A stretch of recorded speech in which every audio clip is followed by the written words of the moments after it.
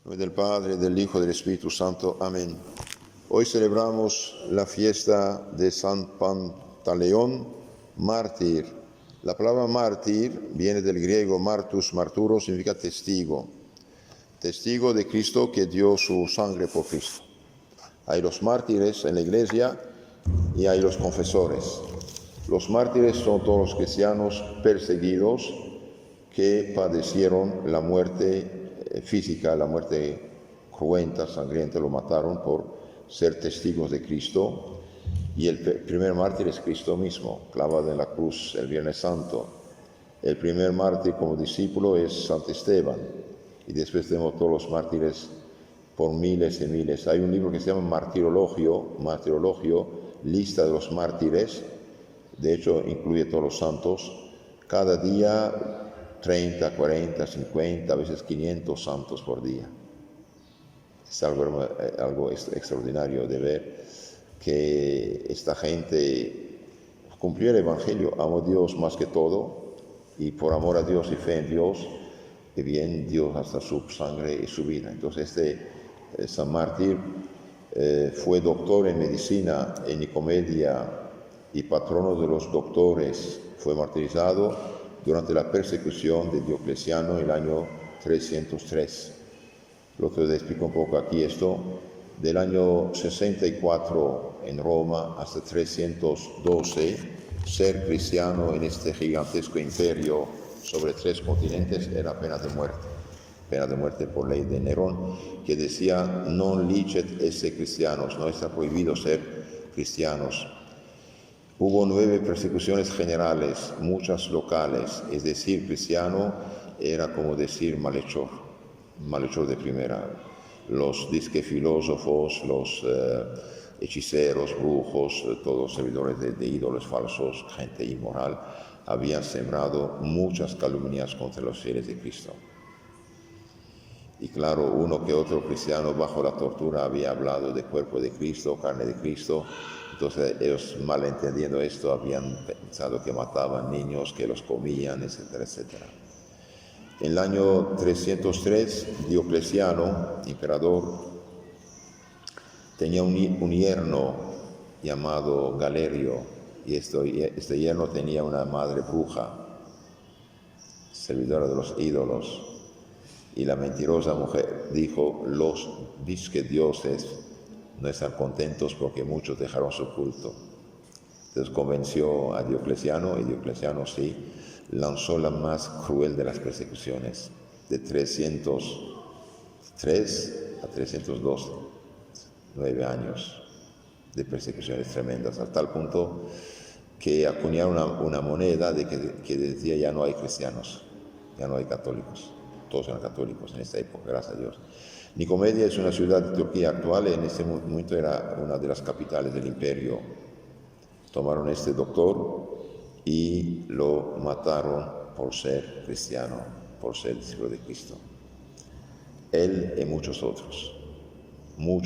En Oriente especialmente, en Egipto, Siria, Turquía actual, Grecia, Líbano, Siria, la matanza fue tremenda, feroz, a tal punto dije, acuñaron moneda que ya no hay cristianos, que sí hubo cristianos. En Occidente, en Europa, fue menos feroz porque había 4 emperadores, el jefe Diocleciano, pero eran 4. Entonces, el de Occidente, Constancio Clor, no veía necesidad de matar a esta gente. Entonces, destruyó unas iglesias, ejecutó uno que otro cristiano, pero no fue violento. Pero en Oriente realmente fue feroz. Y como podemos decir, recompensa de la humanidad de este emperador, su hijo fue Constantino. La madre de Constantino es Santa Elena. Entonces hay algo ahí que pasó, gracias a Dios. Y Constantino en 312 paró en el edicto de Milán la persecución y reconoció oficialmente la existencia legal de la Iglesia en el Imperio Romano y mandó restituir los cementerios, las capillas, los bienes que tenían los fieles cristianos y la Iglesia.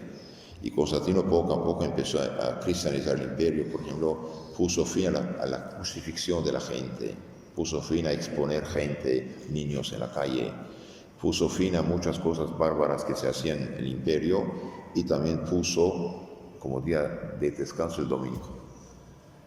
De Constantino prácticamente a la Revolución Francesa tuvimos un periodo de paz, con problemas a veces, pero ya los dirigentes de los estados ya no eran anticristianos, más bien favorecían la fe cristiana. Y cuando los dirigentes favorecen la fe cristiana, realmente hacen algo maravilloso que los honra, porque realmente ponen paz en el mundo, en la tierra, en su país, y cooperan a la salvación de las almas. El fin de la Iglesia es espiritual, es sobrenatural, es salvación de las almas, santificación de las almas, eliminación de los vicios y pecados. El fin del Estado es el bienestar material, humano, paz, seguridad, tranquilidad de trabajo, que la gente pueda vivir. Pero también trabaja reconociendo a Dios como Señor y Creador. ¿Por qué? Porque la sociedad es una criatura de Dios. Entonces, siendo criatura de Dios y favoreciendo la fe, la moral cristiana, entonces coopera la salvación de las almas. Y eso es maravilloso. Por desgracia, el protestantismo, que es una rebeldía, de hecho, contra la Iglesia, el protestantismo protestante inventó el libre examen bíblico, que todos sabemos que es falso y antibíblico, de hecho. Engendró el liberalismo filosófico, el cual liberalismo engendró el relativismo masónico, el cual masónico engendró la revolución anticristiana llamada francesa, que es un anticristianismo radical. Anticristianismo radical, y por desgracia este espíritu empapó prácticamente todos los pueblos cristianos actualmente, y todos ahora son laicos. ¿Qué es laico? Porque no reconoce a Dios.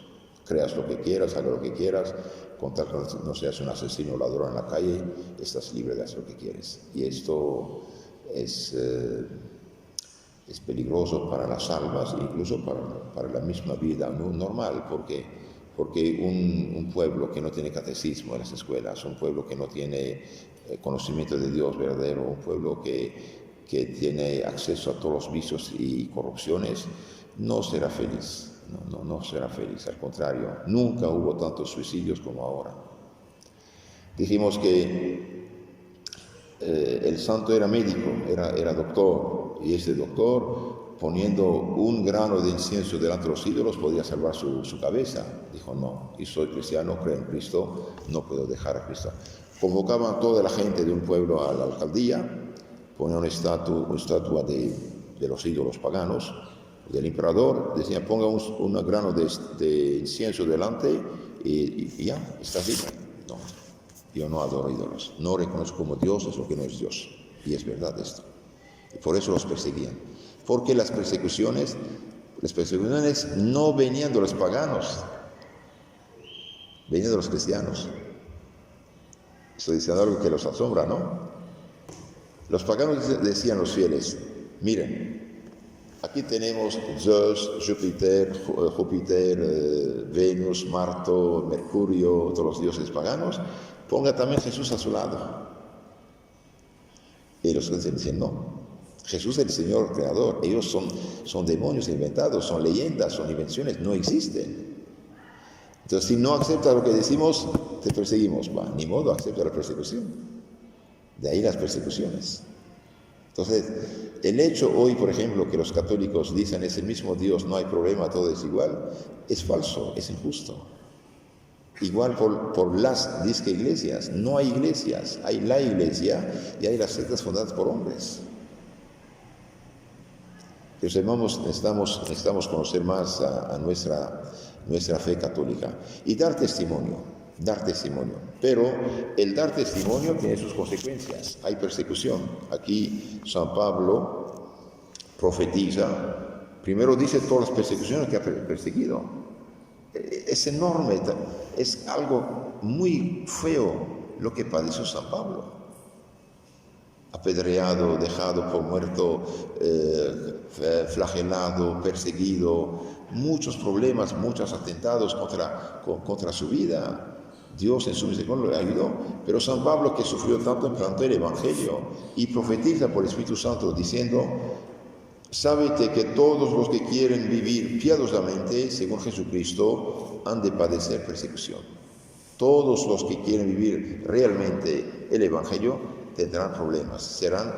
Quizás no van a pagar con su cabeza el tiempo cristiano normal, pero si hay persecución, hay señalamiento, hay críticas, hay burlas, hay chismes, los que quieren llevar la fe como Dios manda, y bien son señalados. Por ejemplo, una abuela dice a su nieta: hija, no te pongas un libre.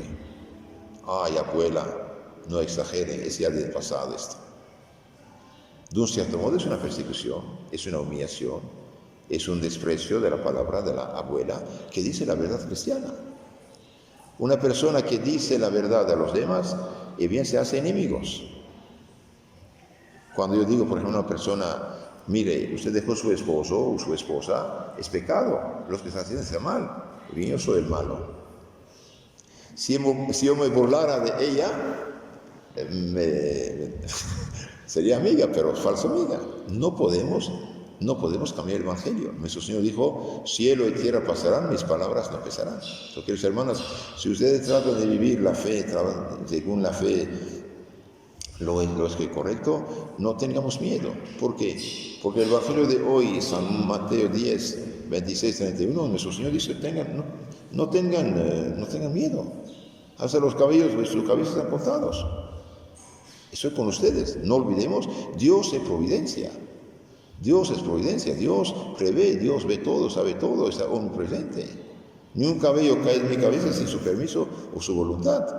Incluso cuando hay problemas, dificultades, enfermedades, problemas, hagamos lo que podemos, lo que debemos, y lo demás es la gracia de Dios. No tengamos miedo. Hay gente que se espanta. Y hay doctores que se prestan al juego. Apenas una mujer tiene 3, 4 niños o 2 niños, van a espantarla para mutilarla. Y viene el doctor que hace esto, es un carnicero, no es un doctor. Una mujer, por ejemplo, que tiene 3, 4 hijos, quieren absolutamente operarla. Y yo les aconsejo hacer esta pregunta al doctor: doctor, ¿de qué estoy enferma? De nada. De nada. Entonces, ¿por qué me mutilas? ¿Tu deber es sanar o es mutilar? Es sanar. ¿Y por qué mutilas un órgano sano? Entonces, lo que eso hace, pecan realmente. El doctor no tiene ningún derecho de mutilar un cuerpo sano, ni de hombre ni de mujer.